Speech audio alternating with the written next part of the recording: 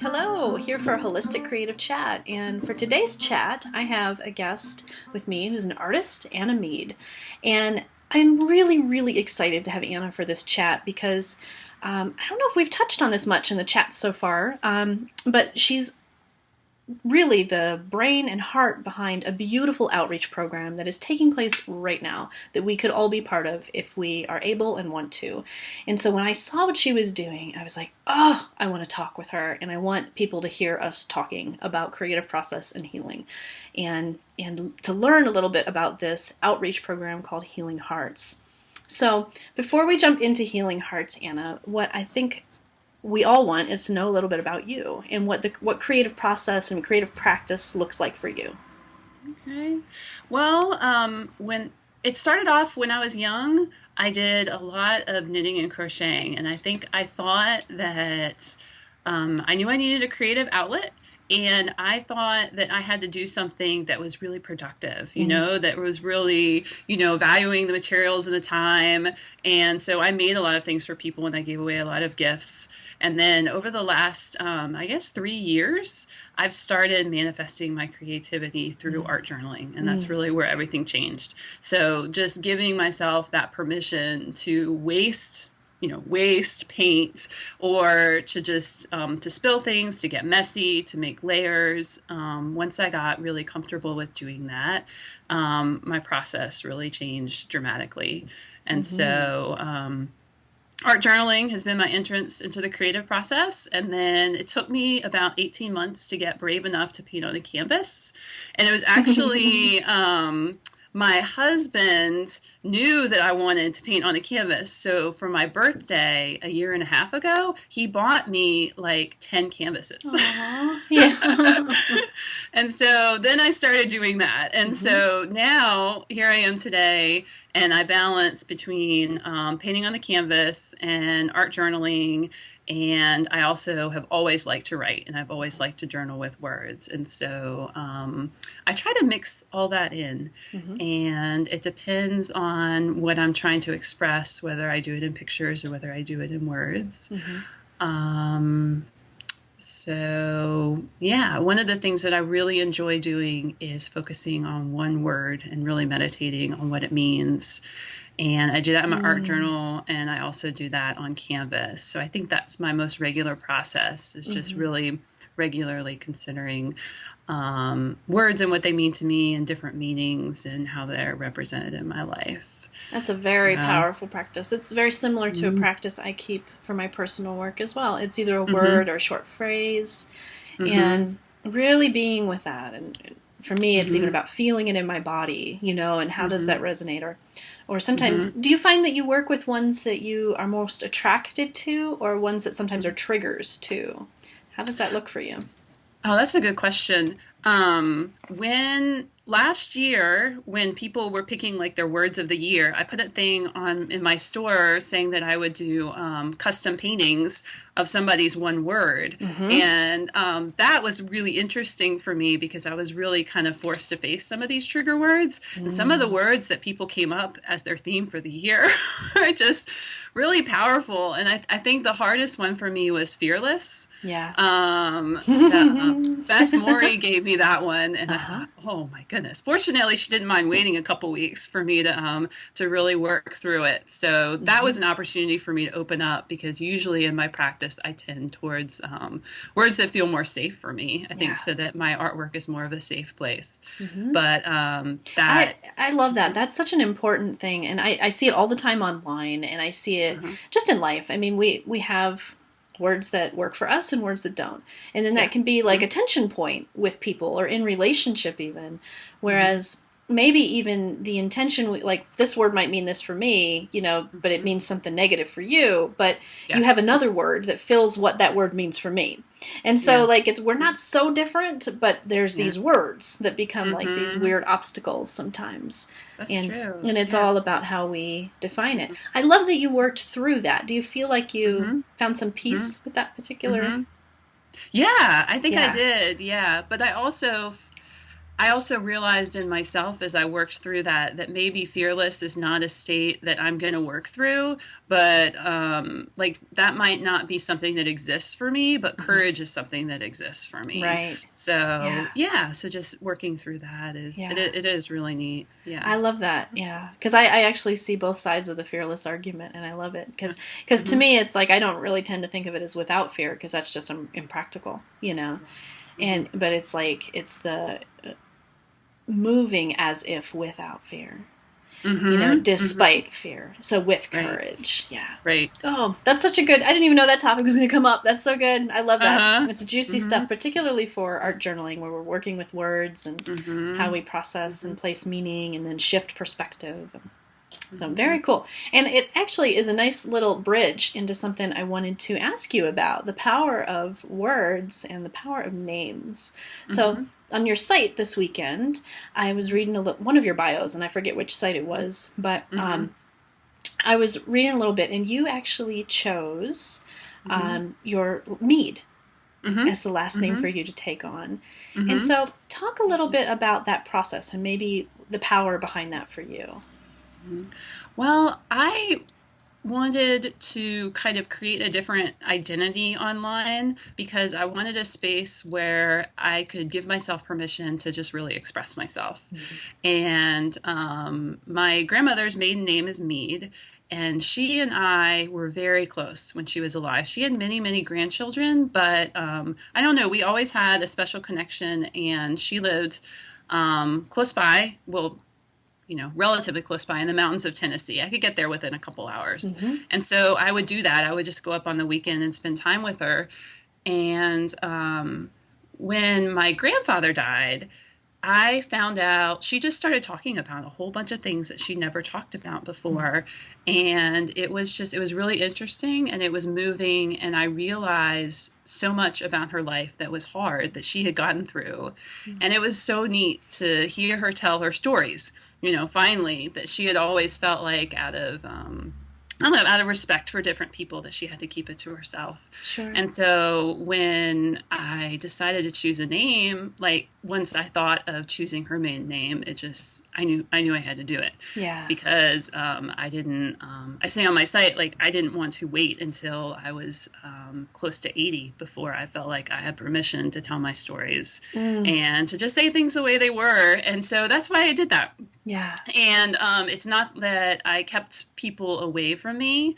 Some people I didn't invite along with the Anna Meade adventure just Mm-hmm. because I felt like I wanted people that really understood and really identified. Yeah. So I That's so created the Anna beautiful. Meade.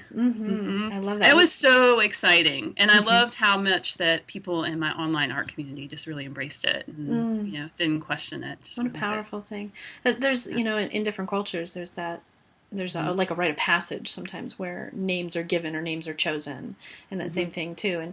And that, like I was telling you before we hit record, that Mm-hmm. it resonates deeply. I don't Yeah. have the name on my birth certificate. I don't use that Mm-hmm. name anymore, legally or online. Yeah. And I also was given a name in ceremony when I was a teenager. So there's this interesting notion of power around names, Mm-hmm. and I know in my own experience, the choosing of a name was Mm-hmm. like a very powerful thing at a Mm-hmm. time of Yes. transformation and a time of claiming self and story, like you're saying. Exactly. So Yeah. cool. Exactly. Yeah. Mm-hmm. And you offer a few things, like online you have some kits and things for journaling, but Mm-hmm. you're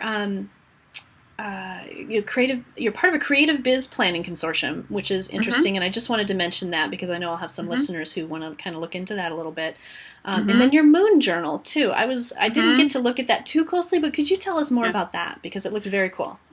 Yeah, the inspiration for that it came from Lakin Easterling, Mm-hmm. and she did a little e-course. It was a couple years ago about just journaling and looking at the moon and looking at how your cycles change. And I realized after I went through that process with her how significant it was for me. Mm-hmm. I'm a pretty scientific person. I'm also Mm-hmm. intuitive, but I'm also very scientific. So I got both I hear these you. things going on, and I just totally observed the way that the moon changed me, and the way that I could I could use it to help the flow of my life instead of getting frustrated with myself. So how I could use the cycles to push me forward. So whenever I figure out something like that that's just really awesome, that's really helped me, I like to share it. So Mm-hmm. I thought, well, I'm doing this anyways, so I might as well put it up online so other people can do it. And there's just been some really awesome feedback. So Mm-hmm. it's exciting. How beautiful. Mm-hmm. There's a real thread of this, like, to me Mm-hmm. it's the way I would put words to it. It's a real feminine energy Mm-hmm. to how Mm-hmm. you work and what you do, and you see these Mm-hmm. connections and claiming story, and the grandmother wisdom, Oh. and sharing the Mm-hmm. moon wisdom, all of that. Mm-hmm. Very beautiful. Yeah. And then this part of you that when I, like what you just said, when I find something that works, I want to share it so that it might help Mm-hmm. other people, Mm-hmm. and that just, I think, leads beautifully right into healing Mm-hmm. hearts. Mm-hmm. So so let's move there a little bit. Uh-huh. And I want to read the vision. I'm going to do that right now. Oh, thanks. So, Healing Hearts is about bringing the gift of art to women, and it's a program. And correct me if I say any of this wrong before I read the vision. Okay. You're bringing art journal starter kits to 12 dozen women this season, Mm-hmm. and to women who otherwise might not have access, but are definitely in a place of possibly needing that outlet of expression. Yeah. So, Uh-huh. yeah. So the vision, we don't have answers. We have the art that is our lives. We can move forward by acknowledging the past. Also, when we are empowered to live our present stories, seeing our precious worth through the muck and pushing through, that is powerful. What would it look like to have more women on this earth who feel truly empowered to live their stories as powerful characters? How can we empower each other to grasp our own pencils and paintbrushes, taking an active role in the creative art that is our life? I just Mm-hmm. love that, Anna. Mm-hmm. Um, Mm-hmm. so tell us about Healing Hearts. Mm-hmm. Yeah. Well, um, I came up with it. I was actually I have two businesses. I have the art business and I also have a more geeky computer business. And I was writing a code and it took hours to run it. And so I was just sitting on my bed and I was journaling because I had nothing else to do and it just came to me. And I have background in fundraising and I have background in putting together kits and I had a website. And so I just thought, hey, what if we gave these kits away? I was trying to sell them on my website and I had awesome feedback from other artists, but there didn't really seem to be people buying them and using them. Mm-hmm. And so I just thought, well, maybe if we got together in numbers and identified specific organizations that people could really jump on board and feel like they were part of something big. Mm-hmm. And I just felt like I had to do it. Yeah. That's my only explanation. I was sitting there in my bed and waiting for my computer to run for hours, and I just started diagramming it out what I wanted to do. And I have a really good friend that we share stuff that we're thinking about and dreaming about. And I told her, and she got chills. Whenever Trisha gets chills, I know I'm supposed to do it. You're on the right track. Yeah. And it kind of went from there. And everybody's just been really excited about getting on board. So, yeah, it feels so good. And it feels so good to it feels good to be in the intersection. I've been taking the Julie Gibbons online mandala course, and she talks about like the intersection of the circles, and she has a fancy name for it that I can't remember right now. But I feel like it's kind of my intersection of circles, and it's something I'm meant to do because I have experience all around this, and it's kind of in the middle. I hear If that exactly. makes any sense. I hear that so truthfully, like in what you've already said about the Mm-hmm. fundraising, the coding, the organizational end of Mm-hmm. it, all of it. Mm-hmm. Beautiful, Mm-hmm. yeah. And when I told you earlier, when I came to the site, I had chills too. I was like, we need to talk about this, and Uh-huh. and what I was saying to you, which I want to say Mm-hmm. to everybody else too. Part of it is that I work with women. I work with a lot of creative women. And at different places on the spectrum of how they're embracing the creative expression in their lives. Sometimes it's just a personal practice. Sometimes their whole life is restructured around it. Sometimes it's just for them. Sometimes it's sharing with others in a larger way. But we have so many ideas for these outreach type programs. Women in general, we're always kind of thinking, wouldn't this be cool? It'd be great to help these people in this way. And what was so inspiring to me about Healing Hearts is that you've taken that idea and you've put the action behind it, and you said, you know what, we're going to give this a try. We're going to do this, Mm-hmm. and that really just is like the soft place, the soft support for making things happen, and speaks to me of the power of what can happen when women come together and say, yeah, this practice has been powerful for me, has been a healing practice for me. So let's come together and see what our resources can do to Mm-hmm. reach more, you Mm-hmm. know. Yeah, and I think art journaling helps me too because it's really made me not be afraid of mistakes. I think Yeah. Anna 3 years ago would have been like, "Oh my gosh, I can't do this." What if I make these humiliating mistakes? And I haven't done it perfectly. Like the hashtag I made up, apparently a bunch of people doing yoga decided to use it in the month of November as well. Um, and just stuff like that. I thought, you know what? I probably should have researched that hashtag more, but it doesn't really bother me because Yeah. I know, well, you know what? I did my best. Maybe some people that do yoga will get into art journaling. Exactly. And you know what? It's all good. So that's really helped me as well. Just that Yeah. make mistakes. It's okay. I can paint another layer over it next time we do this. Yeah. And, but we don't know until we try. That's right. And I find too, like, I know whether it's creative business or it's, Mm-hmm. creative generosity, like what you're doing with this program, for instance, however that is, where we're trying to bring things together. Sometimes those little mistakes like that actually do end up working in our favor, like in some weird way we could never plan or see coming, Right. So Yeah, you never exactly. know. Yeah. And I love that. So, Uh, so how many kits are you up to? uh-huh. Because you've been keeping track on the blog. Yeah, right now I believe it's 40. 40, Mm-hmm. excellent. So, Yeah, so so we have a ways to go. yeah. Mm-hmm. So the goals, of course, 144 for this year, right? Mm-hmm. And above and Yeah. beyond. And what I Yeah. also really like about the program, though, is that for people who maybe aren't able to give cash donation, you've said Mm-hmm. there's other ways. You said Yes. art Mm-hmm. mail. So you're going to put like postcard art mail into the kits for the women as well. Is that correct? Yes, that's what I want to do, as many as Mm-hmm. possible. And also, some people have told me that they want to give supplies that they have lying around Mm-hmm. their studio. Right. And I think what we're going to do with them is maybe decorate the boxes. I Mm-hmm. don't necessarily want to give people used art supplies. I mean, Mm-hmm. maybe if they're, completely unused, we could Sure. incorporate them. But then also maybe have some kind of yard sale. I'm Mm-hmm. just trying to be creative as I go along to raise money to get more kits. Sure. So, That's awesome. Very yeah. cool. So I love the creative Mhm. ways that people could contribute. And then, of course, Mhm. as you and I both know, sharing about it with however you Yes. can in any Mhm. way you can, particularly on social media, is very helpful Mhm. for any project like that. Tell us Yeah. about the distribution partners. Who are these kits going to? I have one of my collaborators, Barb Azell. She's Mm-hmm. in Orange, California. She is helping coordinate that. But I know that we have identified the Orange County Rescue Mission out there. They have a home that's for single moms Mm-hmm. who are they have economic challenges that are also leading into family challenges. So it helps them get on their feet, give them a place to live while they get financially sustainable, and it gives their kids support.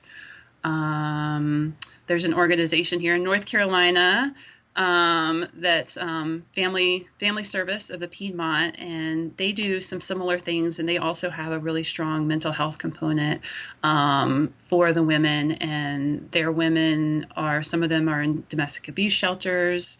They also have a program that rescues women out of like sex trafficking and that sort of thing. Mm-hmm. I don't know. We just have a bunch of organizations. It's really exciting. Postpartum Progress, an Mm. organization that reaches out to women who are struggling through different postpartum disorders. That's wonderful. And so I'm trying to get a big variety. Mm-hmm. Yeah, I love So we're that. working on that. Hmm. I love that. I really see like this was just beautiful. And just to do a little disclaimer, whether it's 1 year or not, that's Hmm. incredible. Any bit that Hmm. we do to touch hearts is incredible. But I really see like the potential, the spark here for this to grow too, Yeah. even as even just as it inspires other people to perhaps begin likewise programs in their own communities or what that Yeah. might look like Mm-hmm. So Mm-hmm. thank you for the work you're doing with this, Anna. It's so inspiring. Sure. So I have the question for you that I ask everybody on the Holistic Uh-huh. Creative Chats. And how do you define healing today? Um, I think I define it as wholeness, as being a whole person instead of a fragmented person. Healing in my mind, anyways, that's how I define it. So taking the parts that have been disjointed and putting them together in a whole. And I think that's why I've been really into mandalas recently. Just that image of a circle and being whole and the moon. It just kind of keeps appearing in my life and in my artistic expression. So I love that. yeah. That's really what I've seen as a healing tool, what I've seen art journaling do Mm-hmm. for myself, but for my mother, for people in my Mm-hmm. family, for all the women that I've worked with. Mm-hmm. Um, it is a healing tool, and healing, that root of healing and holistic, is Mm-hmm. whole and holy. So it Mm-hmm. is. It's recognizing that wholeness. Mm-hmm. Mm, Mm-hmm. I love that. Thank you. Thanks. So thanks for chatting with us today, Anna, and I'll be putting links to all your places Okay. beneath the video here. And Thank you so much. yeah, This is fun. yeah, thank you.